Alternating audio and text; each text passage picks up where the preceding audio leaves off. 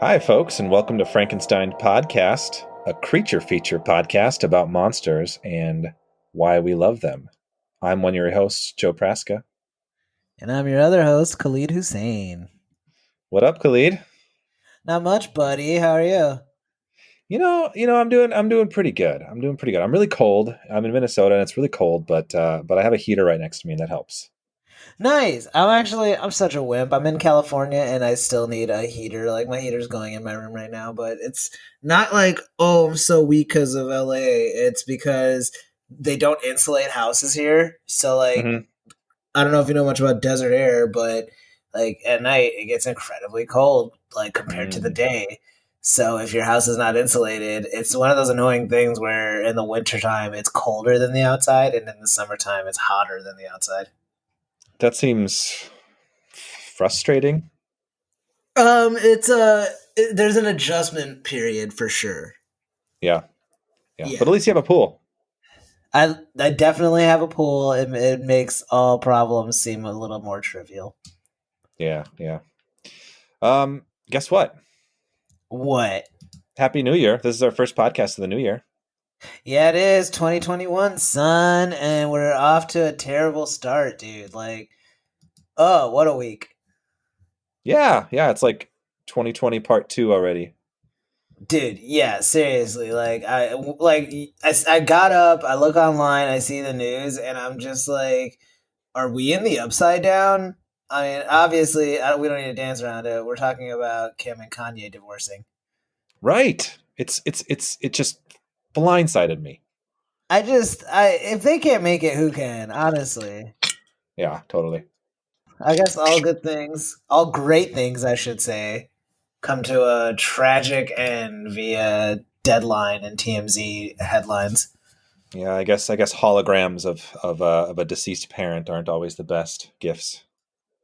See, I'm not even ready to admit that yet. You might be right, but the romantic in me can't say that just yet. Well, why don't you give it a try? I'll work on it. I'll muster up the strength and get back to you. Oh, speaking of strong things, Khalid, you know what we're talking about today? What? We're talking about Xena, warrior princess. Or whatever she does. Oh, that was pretty good. I wrote in my notes, Khalid, ask Khalid if he can do the thing.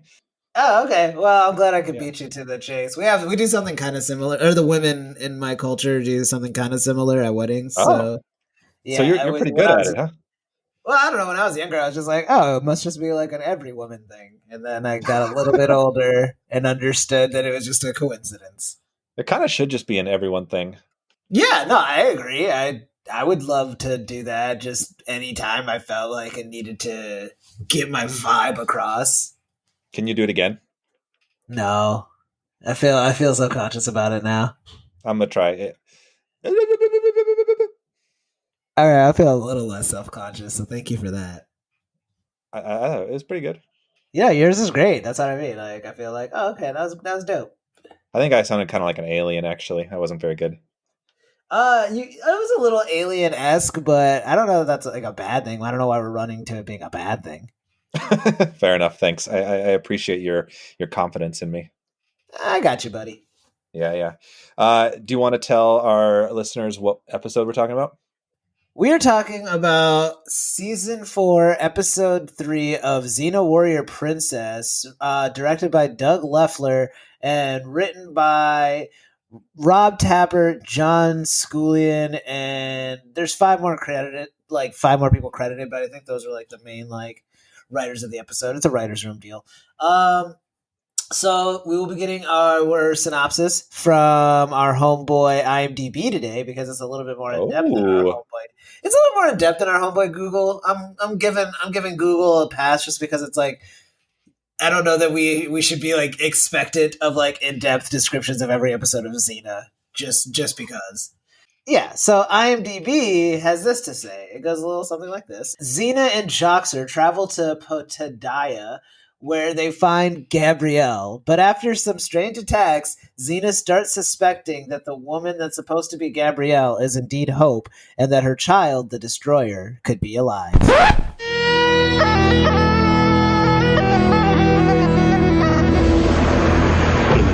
of ancient gods, warlords, and kings. A land in turmoil cried out for a hero.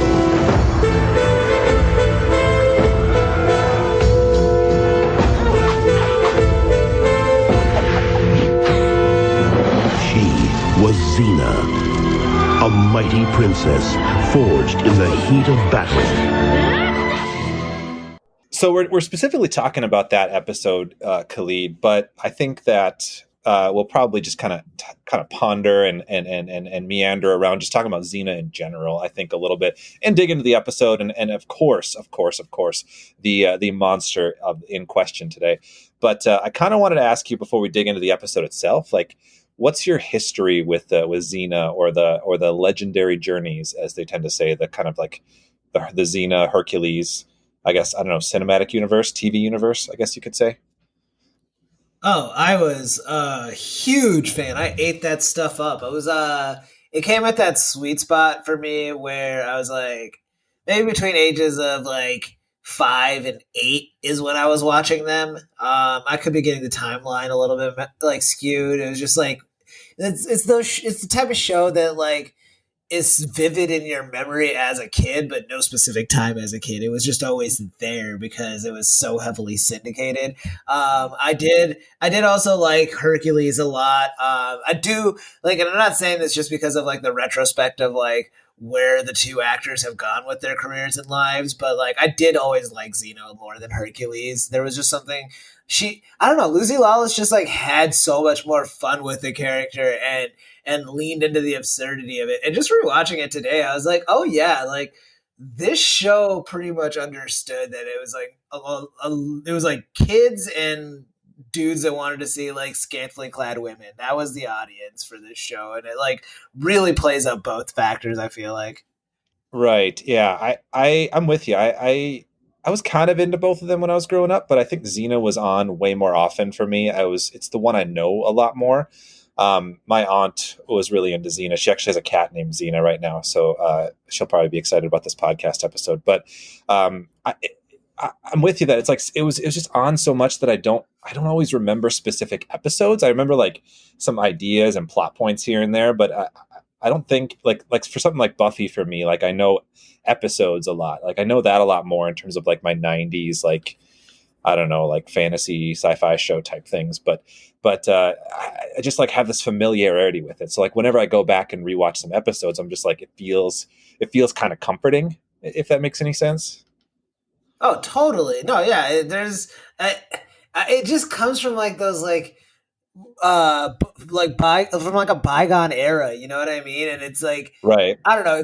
It feels like a piece that's like just like trapped in time, but like a time that you were there for. You know, it's the kind of nostalgia that like your parents have, or all of our parents have, with like some medium that before we were born that we just couldn't really understand, but now like we get it. I think, especially like our age range with a show like this.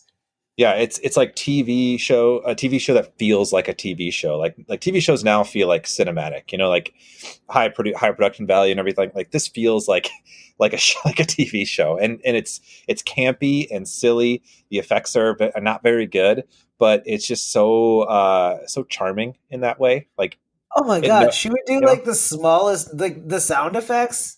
She would yeah, do the smallest motion and slice through the wind like it was a samurai sword. It was amazing. I I love it. was I was loving it because I remember as a kid, I was like, no, yeah, that's what happens when you're like a good enough warrior, strong enough. Like you can't even help it. You're just slicing air all the time. Yeah, I mean that's what you do, right? That's I didn't make the rules, man. So Xena Warrior Princess was actually, it was spun off of Hercules. That was the first one, and Hercules, with Kevin Sorbo, but Xena, so she's like a warrior princess basically, and she has a couple sidekicks. She has Gabrielle, who was mentioned in the synopsis, who's actually a bard that she meets in the first episode and kind of tag teams along, and then Joxer, who you mentioned as well, is sort of a wannabe warrior. Like he's a warrior kind of guy, but is not very good at it. He's sort of like the comic relief we see a lot. Like he didn't do anything really cool in this episode. I mean, he gets attacked and then strung up to almost get eaten by the monster until Xena rescues him. That's kind of always his thing, right? That's his bit, yeah. Yeah, he's like the damsel in distress. Kind of reminds me of like the Xander, if we're going to the Buffy comparison again.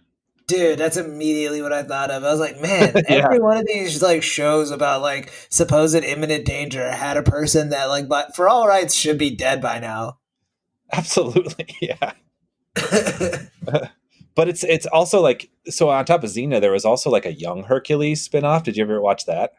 No, that sounds so familiar though. Ryan Gosling was young Hercules. Yo, I think I did watch that. Unless Yeah, you're like creating some weird Mandela effect in my brain right now. Is that real? No, that's totally real. That's crazy. That sounds familiar. Yeah. Oh man, we got to see if there's a monster from that because I know. Yeah, I totally forgot about it too. I was like, we gotta watch that. I'm one of the people that's actually like, it's a toss up like between like kid Gosling versus like ripped grown man Gosling. Like I'm very torn on which career is more impressive because he was a pretty good young child actor. I'm all about the Gosling. I mean, no matter what. Yeah. Yeah. But it was speaking of like the spinoffs and like other things they did with the show, did you ever see like that tie-in they had with McDonald's when you were a kid where there was like an animated movie of Xena and Hercules? Nope. I'm pretty sure it was a tie-in with McDonald's, unless I'm just like I thought about it a lot at a McDonald's or something. Could be either one. It's a very good chance it could be either, but I distinctly remember it was like almost like a Masters of the Universe type animation, and they like finally went like all out with like Xena and Hercules as far as like what they could actually do because they didn't have the limitations of like live action at the time anymore. Did they have the actors voice it? Yeah, it was like the full on like the stars. Is it Xena or Hercules and Xena battle for Mount Olympus? Yeah, that sounds super familiar. If it's the animated one, I don't think they ever did more than the one, but like I loved it. Yeah, I think I found it. I don't know. I have not seen anything to do with McDonald's, though. I'm not sure. I don't see anything with McDonald's with it. Again, I could have just been like really, really thinking about it a lot at McDonald's. That's not beyond the realm of possibility here. Yeah. All right. Well, I never saw this. I think maybe I'll have to go back and check it out. I kind of want to check it out. Like it was like so cool, just like because like I just remember like they had Hercules doing like actual Hercules stuff and not just like. Because, like, that's the other thing with, like, the fights and stuff, especially, like, why I liked Xena more than the Hercules stuff is, like, he was super strength, which is, like, it's kind of like the show Smallville, if you ever saw that, where, like, it's just a character that's so strong that you can't really choreograph a fight with somebody like that. You can't, like, have him just, like, duking it out with somebody. It has to be every time he just, like, swats them, and then they fly very far away. So it's, like, a very uncinematic fight. It's just somebody, like, falling far away. Yeah. Did you know, I was reading a little bit about this, that Kevin Sorbo, who plays Hercules, was actually kind of unhappy with how successful Xena was. I think it was like a jealousy thing, but he didn't like that Xena could kind of be his almost equal in strength. And he didn't like that her show was kind of getting more successful at times. Yeah, that sounds like something he would be upset about. I mean, yeah. I don't know what to tell you, buddy. Like he was a very uncharismatic lead. The best part, his best scene is that one that's been memed so much when he's like he has the beard and he's just looking around and he's like disappointed. That's like his best scene. Yeah, but so much of that is the beard doing the heavy lifting. It's just I don't even know. It's yeah, you're right. Yeah, So I don't know, man. Like it sucks. Like you could tell he was trying, but Lucy Lawless was like a star. I know, and it's hard. Like going back and watching him, like just knowing how much of a piece of crap he kind of is in real life. Like he's not a nice guy, and he's like super right wing, and I don't know. Like he has done like 4 or 5 God's Not Dead movies, like God's Still Not Dead number 6 or something. I mean, props on them for being able to milk that many movies out of what seems like a very straightforward premise. Like, is he dead or isn't he? God's Not Dead cinematic universe, we'll call it. Yeah. The God's Not Deadiverse. Yeah, there you go. And he's like the headliner of that now, isn't he? I don't know. I mean, like it's turning into a real cottage industry, like the right wing, vaguely Christian movie like complex or whatever. Yeah. So you sent this to me, Khalid, but I think you saw the tweet, The Kevin shot Sorbo. heard around the world. Okay, so after spending like all day on Wednesday during like the siege of the Capitol, which is still not settling in for me, but yeah, so during the whole siege of the Capitol, like all day he's like foaming at the mouth, like, oh my god, it's happening, it's we're doing it, we're finally having our voices heard. And then like almost immediately after, like deaths start getting reported and it's starting to seem like, oh yeah, literally anybody that like rooted this on is gonna be like in trouble. Like he starts to conveniently change his tone and follow that, like, oh, I'm pretty sure these are all like Antifa. So he posts like a retweet of this guy who is floating along the theory, and under it is like a picture of the guys that stormed the Capitol. And so the tweet that he's retweeting goes, do these look like Trump supporters or leftist agitators disguised as Trump supporters? And then Kevin Sorbo like quote tweets it, and he says, they don't look like patriots to me, which if you absolutely devoid of context is a correct statement you could agree with. Right. So our heroine of the day, Lucy Lawless, Xena herself, busts in with just like the greatest like mic drop moment. Like nobody was expecting it. I don't think we've seen them interact on Twitter. At least I haven't seen it, because I think they're both somewhat active on here. But it was so cool to just see her like, oh, this is our like Comic-Con reunion of the year.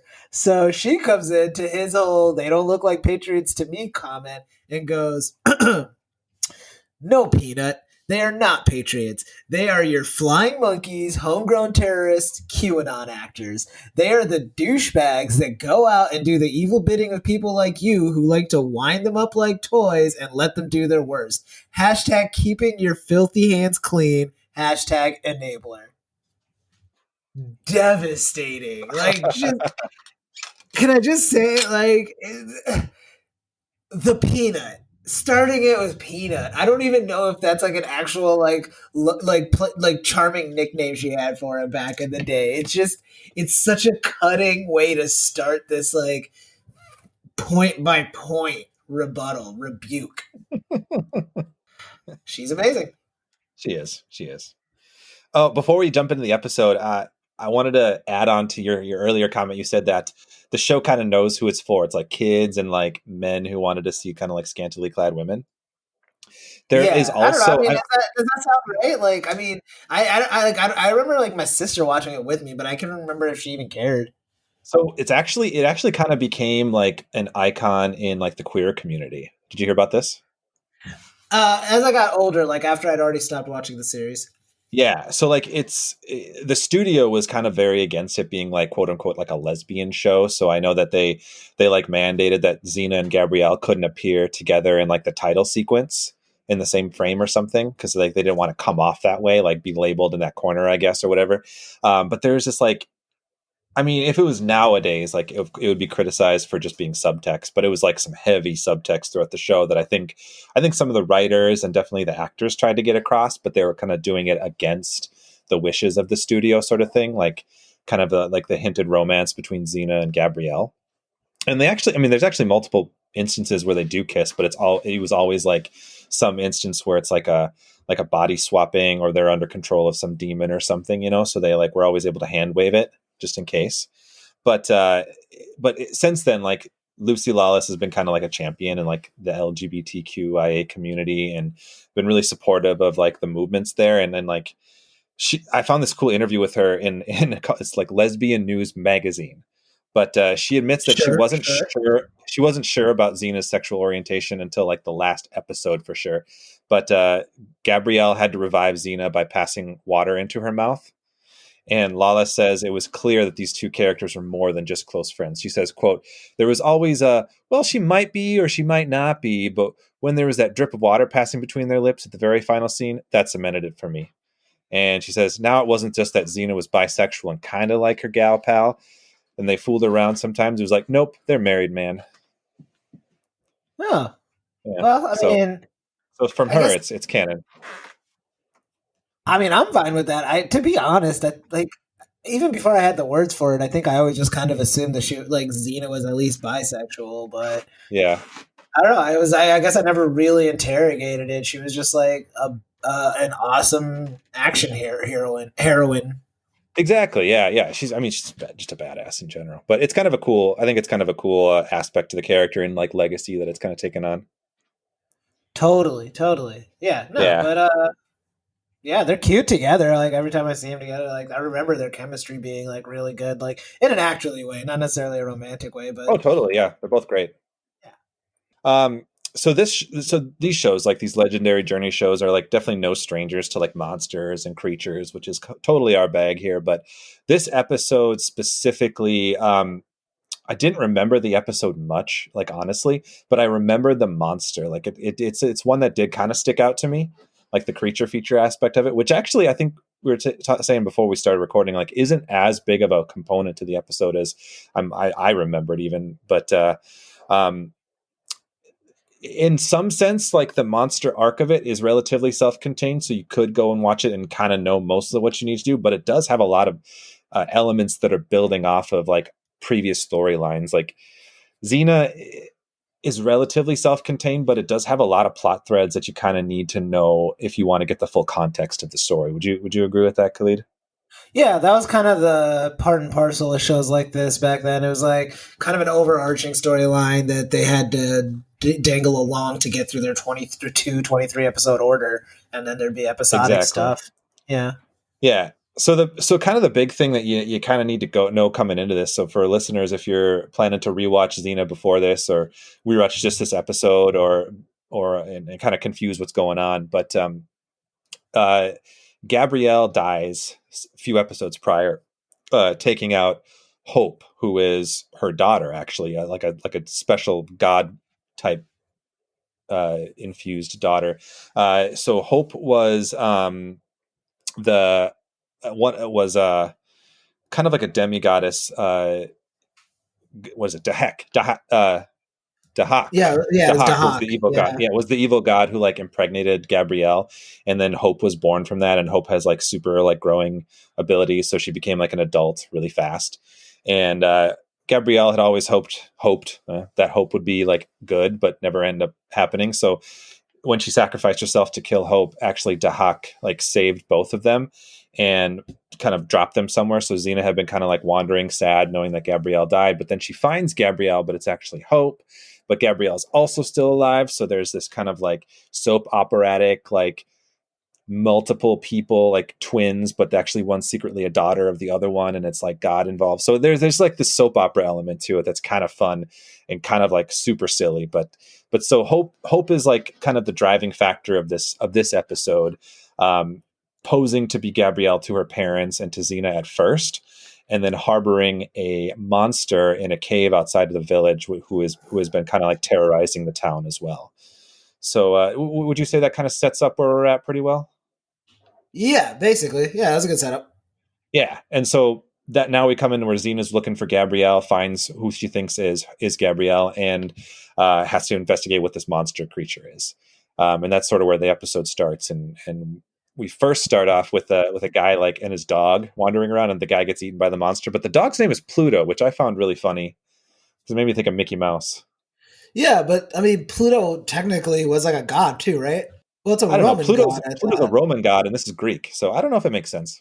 Yeah, but like this isn't the kind of show that was going to be like historically faithful in any way. Oh, it's not at all. So I gave it a pass. Yeah, I don't know. That intro felt very like I just like all of the shows I used to watch at that time. You know, like it was very Whedonverse-esque, where it's just like guy that's clearly going to be eaten before the credits, and I forgot to text you, but I busted out laughing when he gets like murdered, and then they show the puddle with the reflection of the moon in it, and I did too.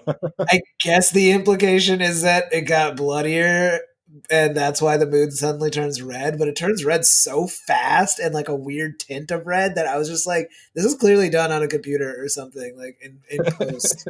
This Yeah, was it not totally a was. this is not a practical effect. It looks so dumb." Yeah. So, what'd you think of the episode overall?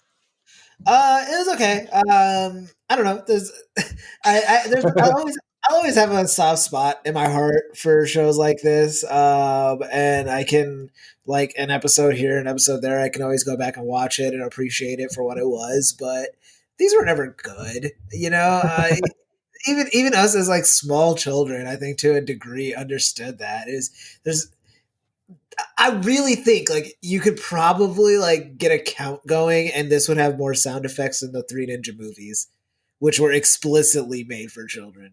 So I don't know. Like there was just times when it was like, you do not trust the audience's attention span in the least. There are so many extraneous like sounds happening right now. I am inundated. Yeah, it's very campy. Yeah. So, but again, it's like you think about like Sam Raimi is the producer of this world, of course. Like this whole is it all just makes so much more sense when you put that context to it. Which I couldn't care less who Sam Raimi was as a child, so that I didn't have that knowledge. I just liked the silly noises and stuff. But like as an adult, I'm just like, oh yeah, this is just like his bag.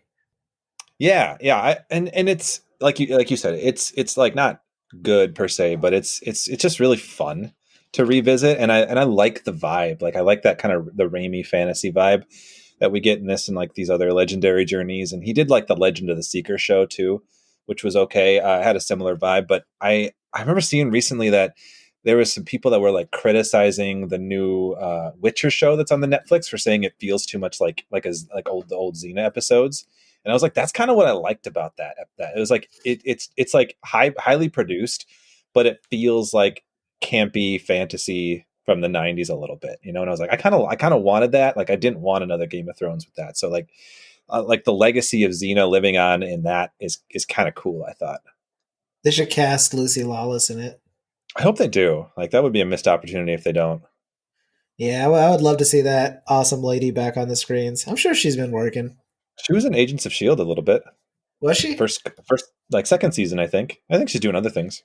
Yeah, I'll always randomly see her pop up as like a guest role, and I'm just like, oh yeah, I'm happy for her. She's still doing her thing. Yeah. Should we monster? Should we monster it up? That's a bad transition. Should we just go to the monster? Yeah, real quick, I do want to give props to the actor that plays Joxer.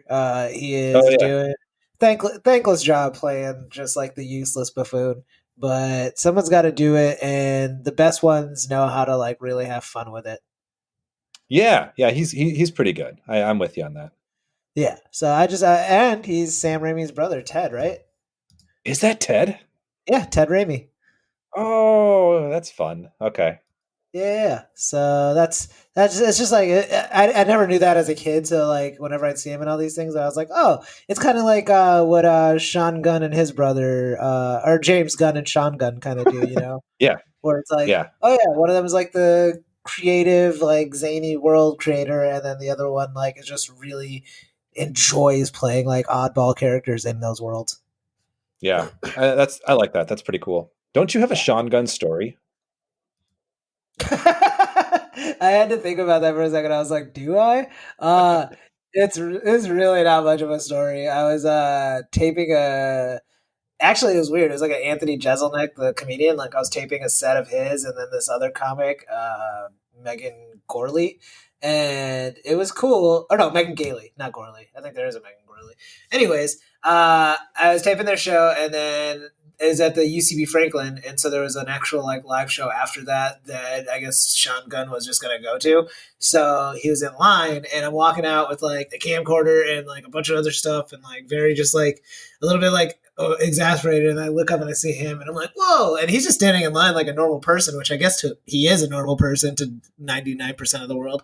So I didn't want to make like too big a deal of it because it's like I don't know what I'm going to stop and ask him for an autograph. I don't have like a Guardians of the Galaxy poster on me, so I just kind of casually walked past him, and he could tell I recognized him, so he was like nervous about like the degree of interaction I'd want, but like I played it real cool, and I walked past him, and I was like, hey man, love your stuff, and he's like, cool, thanks man, and we just kept it moving.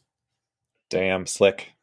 Yeah, I've had more embarrassing interactions with quote unquote celebrities, so that was a nice one to counteract that. Oh, we'll have to pull those out throughout the podcast. Yeah, down the line we got morsels. We got to give it out in morsels. Yeah. All right. Should we do the monster? Yeah, let's do it.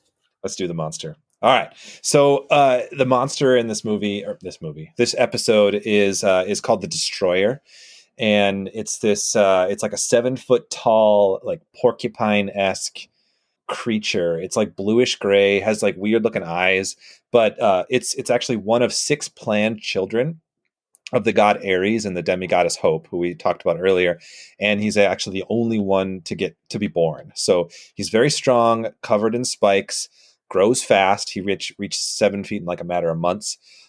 Eats pretty much any kind of meat. I think we see him eat the person and sheep and cow and I don't know, some of like livestock type stuff. But we do find out that he's also sensitive to light. He can only go out in the evening. So like Joxer is like tied up outside of his cave, but he's like safe because it's daylight until Xena gets there. But the interesting thing about the creature, I think, is how childlike it was. So like it is meant to be like Hope's child. So she comes to it and like acts like the mother, but she's obviously a terrible mother because she's an evil person. But the thing is, like, it actually kind of made me sad because it would say like the only words it could say were like mommy or mama, and it always just wanted a hug from Hope, but she wouldn't hug it because it's so spiky, and that was super depressing. Yeah, that was sad. Like the subtitle at one point actually said "mom" when like near the end when it was dying, and I was like, oh, yeah, it was super sad. Like, of course, it's like doing monster stuff, but ultimately, I don't like get the vibe that it was evil per se, even though like Hope and I think Ares is kind of made out to be sort of a villain in this show too. But like, I didn't really get the vibe that the monster itself was evil. Did you?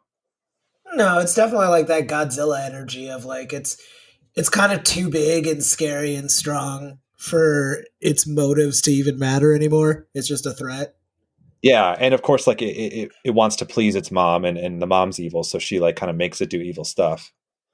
Right, but like I don't know, I feel like even if the mom wasn't there, like it's gonna feed. I feel like on people and the like, and if it's stronger than Xena, that's a scary thing. Yeah, that's true. But I feel like if the episode like had this monster show up and like wasn't tied to the Hope character, like if Xena was like, oh, it's just this creature that's doing what it needs to do, it might be we might have had a different kind of ending. But like since it's so attached to Hope, like it sees Xena as the villain, as its villain, you know? Yeah, they went for like that, like more of like a Shakespearean, almost like Oedipal kind of ending. They did, yeah. It was like tragic, and actually like it kind of flies in the face of what we're saying about how silly and campy they are, because I feel like it kind of did have a heavy ending. Like it was willing to go to that place, you know? Oh, totally. And I mean, I feel like I don't know. I feel like when you describe something as camp, it sounds a lot more limiting than it is. I mean, I've seen a lot of dramatic moments in camp. Yeah. Oh, absolutely. Yeah. So, I mean, a lot of the monster stuff I think was pretty well done. Like overall, the monster looked pretty cool for like a '90s show with pretty limited budget, I thought. Would you agree? Yeah, right up until they get close enough that like you see that the spikes are very rubbery. Oh yeah, stuff. Yeah. When he gets the actual hug at the end from the real Gabrielle, like when she's pretending to be Hope. So I was like, okay, so it's not spikes; it's just like weird, like almost like fish tendrils or something. But other than that, you know, it's pretty solid monster makeup and stuff. I found it interesting how similar this plot line was to the plot line in Angel. We don't need to get too in depth with it since we can't assume everybody's seen it, let alone that like specific plot.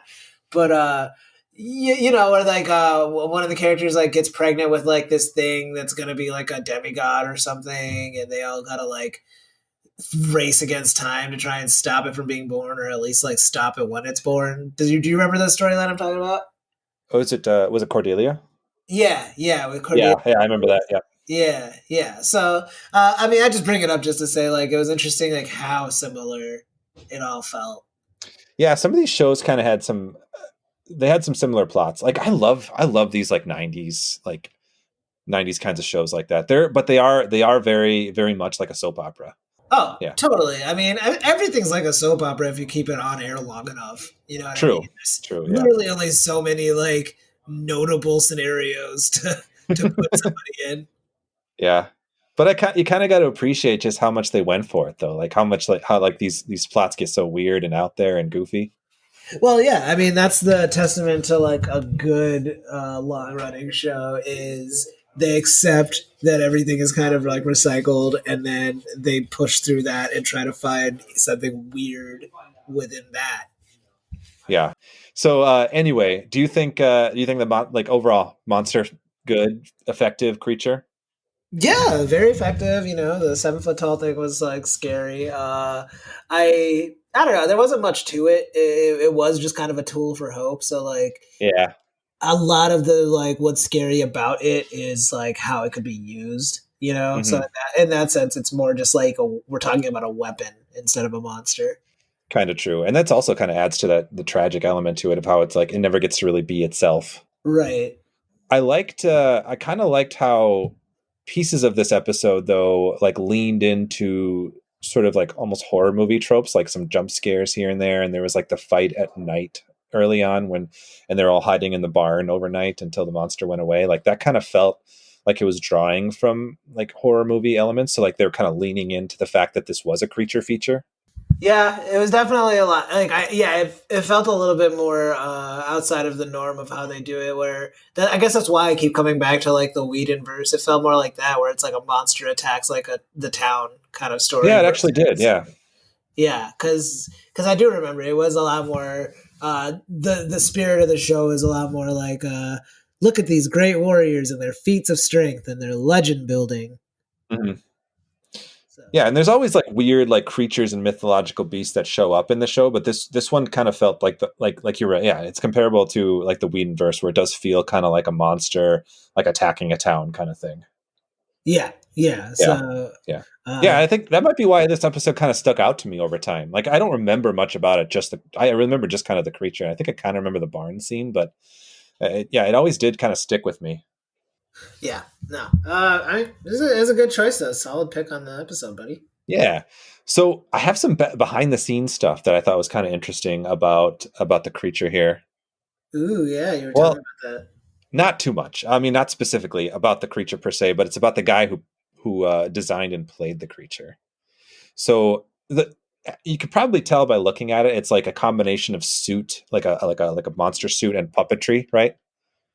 I just assumed it was a weird suit. I didn't even think about the puppetry. Like there's puppetry to kind of manipulate the face when you get the close ups of the face. Oh yeah, that makes sense. Yeah, but so the destroyer, the monster, was actually played by a guy named Mark Viniello or Viniello. I'm not sure exactly how to pronounce it, and I apologize to him in advance if he's listening and realize I mispronounced his name. But Sorry, he Mark. is, yeah, he is. He's actually a pretty prominent makeup and VFX coordinator and artist out there, which was kind of cool. This was early in his career, but I looked into some of the stuff that he'd done, and he went on to work on a lot of big things like makeup on Pirates of the Caribbean, puppet, and some of the puppetry in some of the Jurassic Park movies. He generated the web effects in the Raimi Spider-Man movies, probably the connection with Raimi there.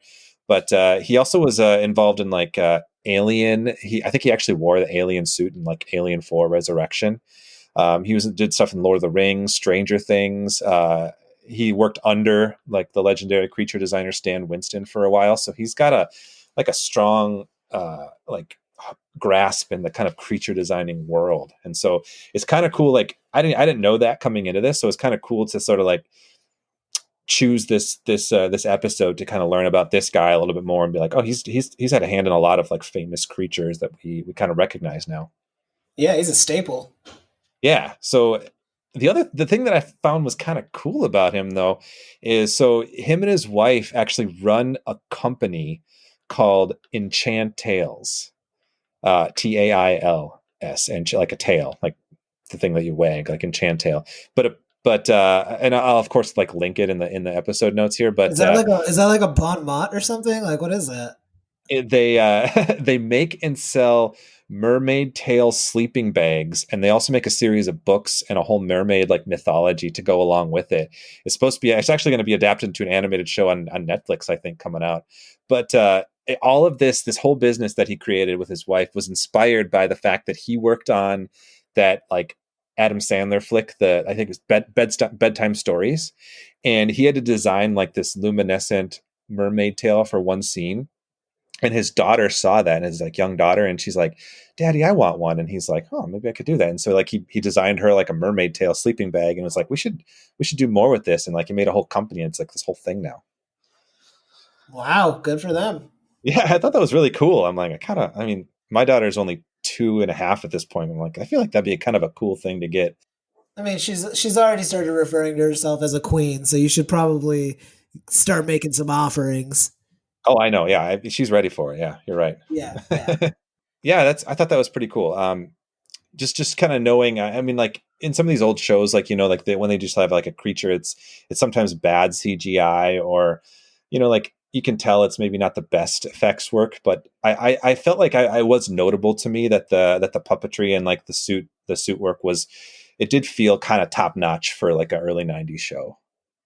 Yeah, I mean, the more that it had to move, the like harder it was to believe that Xena couldn't beat it. But yeah, no, I mean, given the like limitations of the time of like what you could do with these creatures, it was super cool.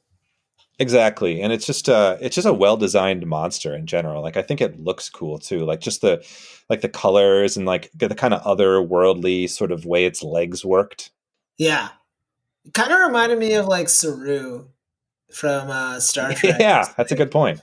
Yeah, like those like weird like that like extra height that makes them walk different. Yeah, no, that's a really good comparison. Yeah, I feel like the legs kind of they like bend the opposite way than they feel like they should for regular humans. So it looks odd and alien. Yeah, totally. Yeah. Speaking of walking in a different way, I don't know if you knew this, but bears tend to walk in a different way, Khalid. What way is that? Like bear ways. Okay. Like kind of like bears walk. So a 4 bears test.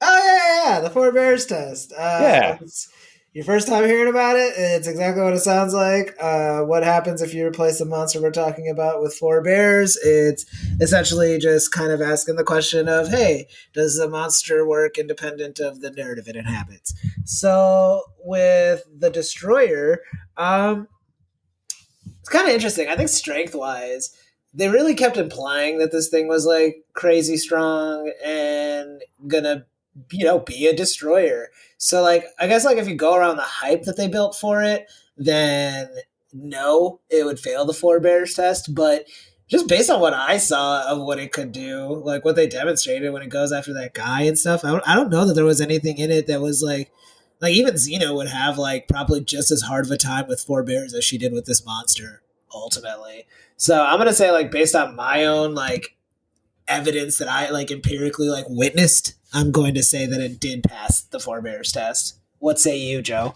It feels like, I feel like it's comparable to something that 4 bears could do. I think 4 bears would be faster. They might be, they'd be faster and also actually more effective because they're not limited by sunlight. Yeah. Oh, that's true. Yeah, that's true. Bears are fine in sunlight, although they don't like the winter. So true. So the Destroyer has them there. The bears have them here. It's kind of equal playing field there. Exactly. Yeah. So yeah, I think I'm with you. That makes sense. It's a good pass. Yeah. So I'm gonna say it's a pass. Just we also haven't had a pass in a while. This feels like an easy one to throw it on there. Not too controversial. Yeah.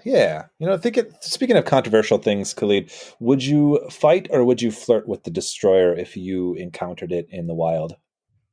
This one's especially controversial because I don't think that the monster is even like a 1-year-old technically. It's pretty young, yeah.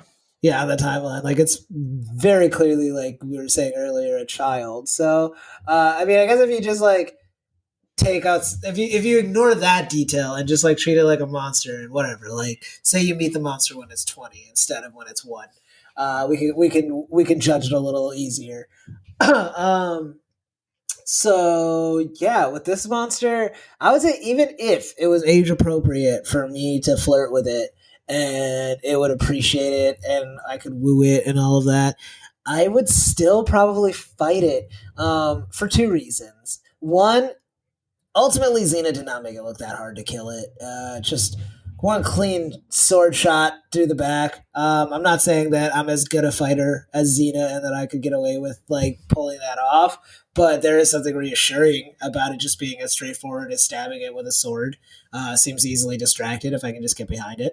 And then the second reason is it's got a lot of mommy issues. That's kind of the whole thing that brings it down is its mommy issues. I don't want to get into a relationship with any creature that has that much baggage. You know, I'm kind of a diva. I need to be the center of attention. If there's going to be drama, it's going to be me, not your mama. So that being said, I would fight it. Well, there you have it, I guess.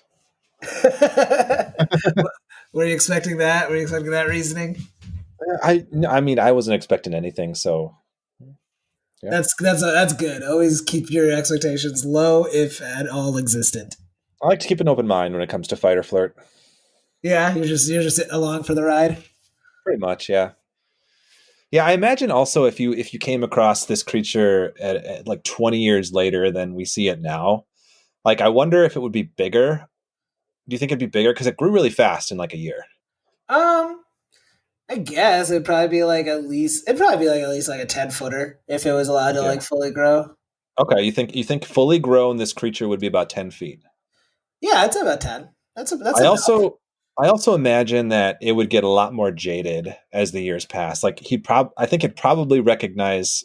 Well, I don't know if it recognized that Hope's like a horrible parent and abusive, probably, but I think it would just get jaded in general because it, like as we pointed out earlier, I don't think it really wants to be a monster necessarily or like be monstrous. I think though, like it would have like the Frankenstein effect though, where like the town people and the villagers all just treat it like a monster, so it eventually just becomes more of a monster. So I think in the future, if you met it at 20 or 21, it would probably be very much more angry. I mean, honestly, if it hates people as much as you're describing it would, then I would find it more relatable. That's a point in its favor. Yeah, that's a plus. That's in the plus column. Yeah. But something to think about, I guess. But again, I would have to know for sure that the mommy issues were taken care of before I agreed to anything.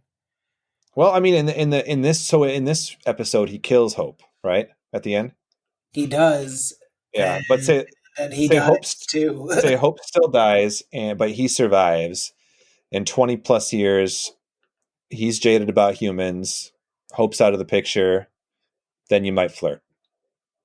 Maybe, but again, like the issues could still be there. That's true. That's absolutely true. Yeah, the complex could still be there. So if like he's gone to therapy, he, she has gone to therapy in the interim and seems very like over it. We'll talk. We'll talk about it. All right. Well, I like that you're keeping it open. Yeah, I reserve the right to stab it in the back with a broadsword at any time, though. Fair enough. Yeah. All right, Khalid, that was fun. I like. It's kind of a fun episode to do. I mean, we've done some like movies and some interviews in the past, so it's kind of nice to do like a nice lean '90s Xena episode here, a nice shorter episode. Yeah, it reminded me a lot of Beastmaster too. Oh, I know. We got to do more fantasy. I think we got to do more fantasy movies. Yeah, it's fun. That's going to happen in 2021. I promise you, listeners. Yeah, and if it doesn't, may our capital collapse. Oh, too soon. All right. Yeah. All right, Khalid. Last segment of the day of the pod.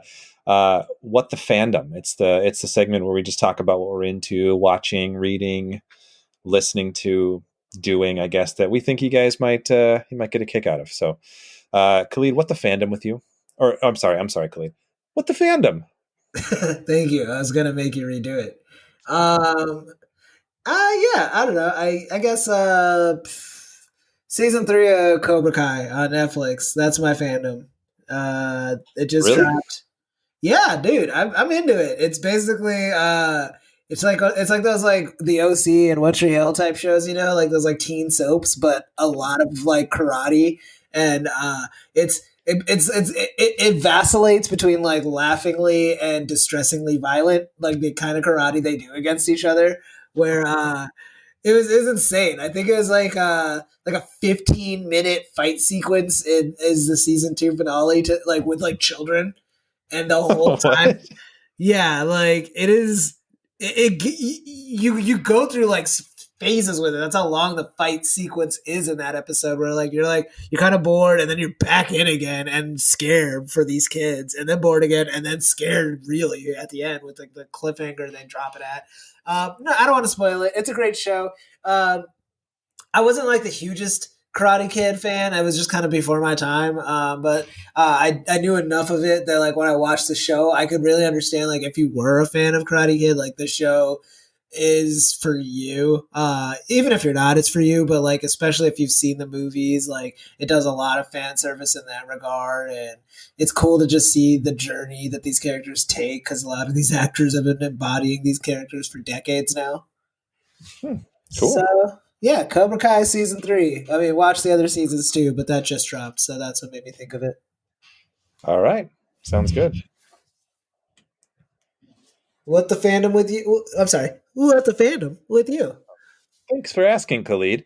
I think my what the fandom this week is a new book I just started called The Cloud Roads by Martha Wells. It's the first in I think it's a 5-book fantasy series, but I know there's a bunch of short stories as well that go along with it. But I just got it for it's a Christmas gift actually. Nikki got it for me, but it's pretty good so far. I'm about five or six chapters in, and it's the cool thing about it is it sort of builds this world where there are no humans. Like there are different races and cultures that exist within the world, but there are no humans, and it's kind of cool. Like the main character will describe some tribes or like other communities that he comes into. He's like, oh, they're like bluish or they're greenish or they're like bronze skin and have funny ears or something.